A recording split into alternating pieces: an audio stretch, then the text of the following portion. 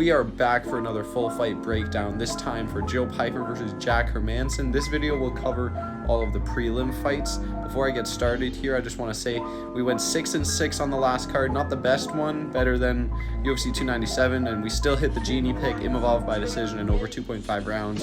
We are still undefeated in the main events. We're going to try to keep it going, but starting off with the first fight of tonight, Daniel Marcos versus Arichi Lang. Daniel Marcos is 15-0, coming off a split decision win over Davy Grant. He didn't look amazing in that fight.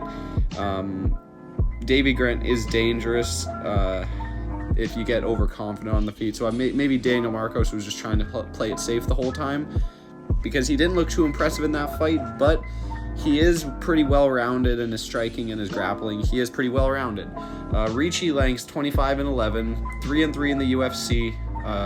Coming off a win over Johnny Munoz in October last year. Munoz was just trying to grapple pretty much the whole time. Very disappointing performance for Johnny Munoz.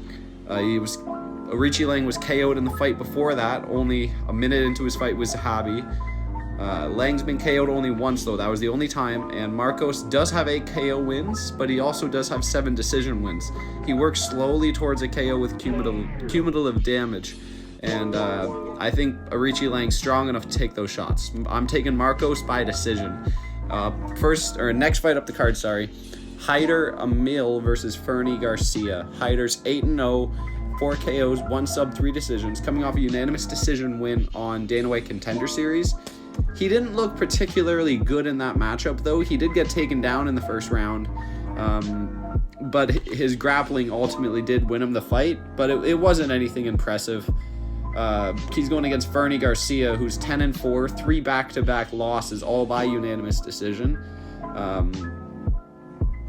I'm going to have to side Haider Emil. He's going to use his grappling and his wrestling abilities to take a decision win here, I think.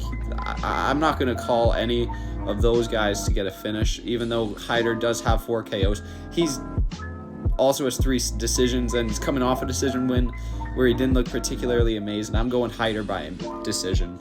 Next fight up the card, Zach Pauga versus Bogdan Guskov. Pauga 6-2, coming off a unanimous decision loss to Modestas Bukauskas, Pauga's 2-1 since joining the UFC. He was KO'd by Muhammad Usman in his first UFC fight in the TUF finale. Guskov's 14-3, coming off a submission loss to Volkan Ozdemir.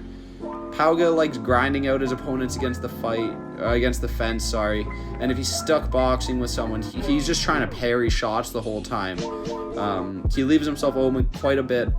Bogdan leaves his chin firmly planted in the air, however, and he lacks fundamental defense. I think Pauga will be able to grind out a decision win here. Or maybe he can find Guskov's chin at some point, because Guskov does literally just leave it up hanging in the air there. But my official pick will be Zach Pauga by decision. Next fight up the card, Jeremiah Wells versus Max Griffin. Jeremiah's 12-3 and no decision, coming off his submission loss to Carlston Harris. He got put to sleep by Carlston in an anaconda choke. He cinched it in really beautifully in that fight. It was a great choke. The fight before that was a split decision to Matthew Semmelsberger. He nearly got slept in the first round of that fight, but as Matthew Semmelsberger does, he always finds a way to lose after having a victory in his hands, Max Griffin coming off a unanimous decision loss to Michael Morales. I see Jeremiah winning this one, whether it be standing up with Michael or grappling. I think Jeremiah will have the better of him. He's a more physically imposing dude than Max Griffin, and they're both getting up there in age, so it's a kind of a harder one to pick, but I think Jeremiah still has the edge here. So I'm going Jeremiah Wells by decision. Next fight up the card, Devin Clark versus Marcin Prachnio. Devin Clark is 14-8, coming off a submission loss to Kennedy Nzechukwu. He kind of got just controlled and then put to sleep in pretty dominant fashion, and Nzechukwu showed that he was the more dominant grappler in that fight. He had a very tough time getting anything done in there. If I had to take a positive out of it, I would say he did mix up his striking into like a takedown attempt pretty well, even though it didn't really help him out in the fight. I do see that skill set working against someone else, but Marcin Prachnio keeps it at distance pretty well. Marcin looked a lot better in his outing with William Knight than Devin Clark did, and Marcin keeps that range with leg kicks and body teeps, and I think Devin Clark tries to clinch a little too much for his own detriment. I'm going to go with Prachnio to win a decision. Next fight up the card, Luma Lukebunmi versus Bruna Brazil. Luma Lukebunmi. Luma is 8-3, coming off a win over Elise Reed by second round rear naked choke. She has good grappling and underrated striking. It's pretty good. And Bruna is 9-3-1, coming off of a win over Shauna Bannon, but lost to Denise Gomez by TKO in round 2 in the fight before that. And I think Loma will be able to win a decision here. It's a tough sell telling me Loma's going to finish her, but I think Loma definitely has the skill set to win a decision here. Next fight up the card, Balaji Oki versus Damir Hadzovic. Balaji's 8-1, coming off a KO win on Dana White Contender Series. 5 of his wins coming by KO. His only loss was his first pro fight by unanimous decision. Damir has been in the UFC for a while. He's the guy that Moicano tapped out and then told him he wanted to continue fighting, and Damir was like, well, you shouldn't have tapped me out then. He's 4-5 in the UFC, and his last fight was a loss to Mark Jacasey. I think Damir's getting too old, and he will get chinned in this fight by a guy who's nasty on the feet. I'm going to take Balaji by round 1 KO/TKO. Next fight up the card is Trevin Giles versus Carlos Prates. Trevin is 16-5, coming off a submission loss in 1 minute to Gabriel Bonfim. Not a terrible loss, but Gabriel Bonfim got fraud checked a little bit in his last fight. He is 7-5 in the UFC, Trevin Giles. Carlos 17-6. His last fight was a win on Dana White Contender Series. He got a KO in the second round of that fight. He looked pretty good in that fight. I'm gonna probably side with Carlos. I think he has power behind his strikes and stays at range quite well. This is a big test for him, though. If he gets it done, we have a potential prospect here. I'm going to go with Carlos by round 2 KO. And that's the last bout on the prelims, I believe. We're going to do a whole other video for the whole main card. Make sure to follow me, and we'll be making more content here soon. Again, though, Genie picked cash last week with Imavov by decision in over 2.5 rounds. Not the best card betting wise, but at least we hit that, and we'll hope to keep that streak going. Swipe up to see the next part. Let's go. Alright, so we are back for part 2 of the full fight breakdown. If you've not seen part 1, that covers all the prelim fights. Just go back and watch that and then come back here if you haven't seen it yet. But we are on Rodolfo Vieira versus Armen Petrosyan, the first fight of the main card. Rodolfo's 9-2, 1 KO win, 8 submission wins. Someone in my comments of the live chat said Rodolfo Vieira is the best BJJ practitioner in the UFC, and man, they gotta be out of their mind. He's coming off a triangle choke win over Cody Brundage. He lost to Chris Curtis. Armen, I just want to say, Rodolfo Vieira also lost to Alex Hernandez by an arm triangle. So wouldn't that make Alex Hernandez the best BJJ practitioner, in the UFC, if Rodolfo actually was? But enough about that. So Armen's coming off a unanimous decision win over Christian Leroy Duncan. I don't think Vieira really is that good at all. He beat Brundage last fight, but Brundage was piecing him up on the feet before Vieira got him to the ground and laced up an arm triangle.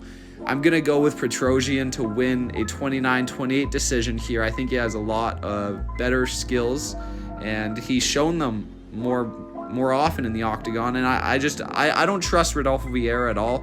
He hasn't shown me anything that's really screamed that he's amazing or anything. Armen Petrosyan has a lot of potential, though. I'll go with him by decision. Next fight up the card, Michael Johnson versus Darius Flowers. Michael Johnson is 21-19 in the UFC. He's 37 years old. he's not 21-19 in the UFC. He's 21-19 professionally, coming off a KO loss to Diego Ferreira. Pretty bad KO. He's against Darius Flowers, who's 12-6, coming off a submission loss to Jake Matthews. However, he did show good pressure and striking in that fight. I think Flowers could find Johnson's chin at some point, but I don't think it's as likely as a decision win for Darius Flowers. I'm going to side with Flowers by decision. Will be the official pick. I don't see Michael Johnson winning. I think he's a little too slow now, and he's a little too old, and that's something that you've probably already heard in the prelims with Damir Hadzovic, but it's just true. You know, you pass a certain point, and your speed goes down. Darius Flowers by decision. Next fight, Brad Tavares versus Gregory Rodriguez. Brad Tavares is 20-8, coming off a decision win over Chris Weidman. He made it look easy, I get it's Chris Weidman, but he tore his leg up in that first round, and Chris Weidman didn't have much the rest of the fight. I might be misremembering, but Chris totally could have won that third round, actually. But Brad Tavares won the first two with the leg kicks and just destroying Chris Weidman's freshly recovered leg after that. It was the other leg he actually hurt, but before that he was KO'd by Bruno Silva, lost a decision to DDP, which ages quite well because though he lost, he did make it close with DDP, brought him to a decision, which, you know, not everyone can say, Robert Whittaker. Brady has good striking, though. He throws in a lot of leg kicks. He was doing that all throughout his fight with Chris Weidman. Gregory Rodriguez, 14-5, coming off a KO win over Dennis Talulin, and he was KO'd by Bruno Ferreira in the fight before that. I think Rodriguez will control Tavares on the ground before eventually finishing him with ground and pound, which I believe it's 8 of Gregory Rodriguez's wins are KO. It could be a club and sub scenario, but Brad Tavares has never been submitted, so I'm going to have to go with Gregory Rodriguez by round 2 TKO is the official pick. Next fight up the card, Ihor Pretoria versus Robert Briczek. Ihor's 20-5, coming off 2 back-to-back KO losses. One to Rodolfo Bellato, we'll get to that one. One to Carlos Alberg. He is 1-4 in his last 4 fights. All of the losses are KO losses. Revenge for what he did to Shogun Frua. Robert is... Before I actually get to Robert here, let me say, Ihor Pretoria was doing pretty good against Bellato. Bellato nearly got finished against him in the second round of that fight, but somehow the ref didn't stop it, and Bellato's chin managed to hold up for another round, and he found a TKO over Ihor in the third round of that fight. Alright, let me go back to Robert here. Robert is 17-5, 11 of those KOs, or 11 of those wins are KOs. This is UFC debut, and they're obviously trying to set up Robert to KO Ihor. However, I think Ihor could definitely get it done. He did really good against Bellato, who was also a UFC debut, and he nearly beat him, but Bellato got it done by pure grit, man. By pure grit. And I looked back at a couple of Briczek's fights, and they did not impress me, and I've seen him get KO'd in the promotion he's coming from, Octagon FC. Robert very well could come out there and KO Ihor in one round, but Ihor is not a pushover, and he's going to be hungry for a win. God damn it, I'm going Ihor to find a KO blow early on. If he doesn't, I could see him winning a decision. Official pick, Ihor by round 1 KO. Next fight up the card, Dan Ige versus Andre Fili. Dan Ige, 17-7, coming off a decision loss to Bryce Mitchell. He was controlled in that fight despite doing more damage, which in my opinion could have definitely won him the fight, but it didn't. All 7 of Dan's losses are decision, so we know where it's going. Philly, 23-10, coming off a round 1 KO over Lucas Almeida. I'm going to side with Dan Ige here. I think it's pretty easy. He's better on the feet. Andre does have a 3-inch reach advantage on him, but I don't think it comes down to that. Ige has better striking, and he can use his grappling. I think he has better grappling too, and he's going to win a decision. Easy one there. Next, main event, Jack Hermanson versus Joe Pyfer.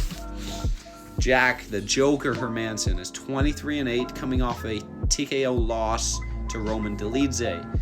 He's lost to guys like Sean Strickland, Marvin Vettori, and Jared Cannonier, and I just said Roman Dolidze as well. Jack is a mid-pack middleweight. He's the exact reason people were saying middleweight is a crappy division a few years ago. I might be a little harsh there, but he's the exact reason people were calling middleweight a crappy division. He's that mid-pack fighter that just doesn't have much going for him. He's just there. Pyfer is 12-2, coming off a submission win over Abdul Razak Al Hassan, but he's also, as well as getting that submission, he's really dangerous on the feet. 8 KO wins to his name. He's a massive dude. I see Pyfer getting it done on the feet. He's a massive guy and serious power. I see him catching Hermansson's chin at some point and finish him with ground strikes. I'm calling Pyfer round 2 KO. TKO is the official pick. Those are all my picks. Again, these are not bets. These are just my picks. If you guys like my picks, follow me, and we'll be posting more Fight Week content coming here soon. Let's go.